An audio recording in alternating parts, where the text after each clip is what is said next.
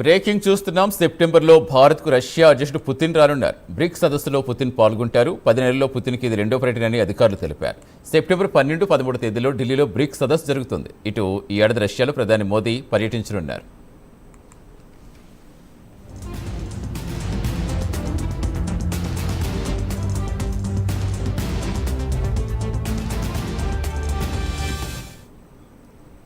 సెప్టెంబర్లో భారత్కు రష్యా అధ్యక్షుడు పుతిన్ రానున్నారు. బ్రిక్స్ సదస్సులో పుతిన్ పాల్గొనున్నారు. 10 నెలల్లో పుతిన్కి ఇది రెండో పర్యటన అని అధికారులు తెలిపారు. సెప్టెంబర్ 12, 13 తేదీల్లో ఢిల్లీలో బ్రిక్స్ సదస్సు జరగనుంది.